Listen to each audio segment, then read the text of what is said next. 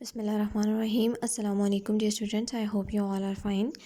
हमने chapter number 3 start किया था। व्हाट वी लर्नड, हमने क्या पढ़ा था कि किस तरह से जो है ओलिवर वॉक्स टू लंदन, वो किस तरह से लंदन चल चल कर जाना शुरू करता है और उसको लंदन का ख्याल क्यों आता है, क्योंकि उसने वर्क हाउस में कुछ बड़े लोगों को, कुछ आदमियों को जो है, कुछ लोगों को बात करते सुना था कि लंदन में जो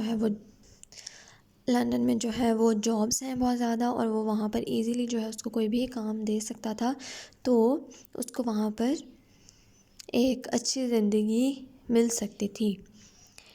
अब जब अगले दिन उसने चलना शुरू किया तो 5 दिन तक जब चलता रहा, ओलिवर कंट्री तक पहुँचा और उसको और कोई चारा नहीं था। He had to beg in order to stay alive. उसको बैग करना पड़ा, मांगना पड़ा, फ़कीर बन गया वो थोड़ा टाइम। लेकिन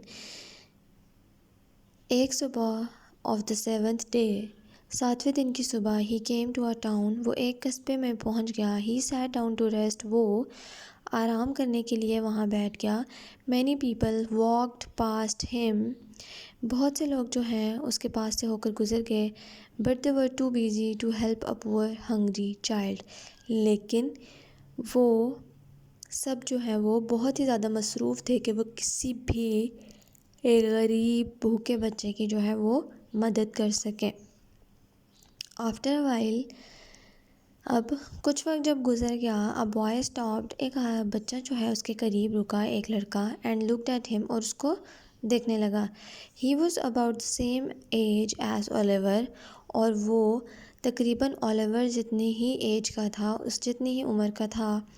he was a very ugly boy, वो बहुत ही बदसूरत दिखने वाला लड़का था। विद शॉर्ट लेग्स, बहुत ही छोटी छोटी टांगें, एंड स्मॉल आइज़, बहुत छोटी छोटी आंखें।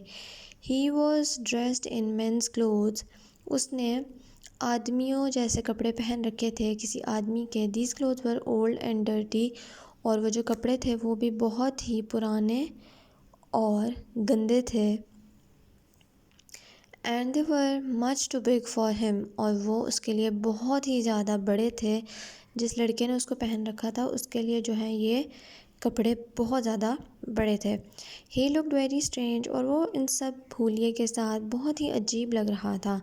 ही walked up to Oliver and said hello, वो ओलिवर के करीब आया चलता चलता और उससे मुखातिब किया। व्हाट्स द मैटर, क्या मामला है? I am very hungry and tired, मैं बहुत ही ज़्यादा भूखा हूँ और थक चुका हूँ। रिप्लाइड ओलिवर, ओलिवर ने जवाब दिया, with tears in his eyes, और अब उसकी आंखों में आंसू आ गए थे। Are you going to London, क्या तुम लंदन जा रहे हो? ही आस्क्ड, उसने पूछा। अब वो जो लड़का है जिसने अजीबो गरीब सा लिबास पहन रखा था और वो बहुत ही गंदा सा था दिखने में, उसने ओलिवर के पास आकर उससे हमदर्दी दिखाई और उससे पूछा कि क्या तुम लंदन जा रहे हो, क्योंकि उसे महसूस हुआ कि शायद ये लंदन जा रहा हो या वो उस रास्ते पर था। यस, रिप्लाइड ओलिवर, ओलिवर ने भी जवाब दे दिया कि हाँ।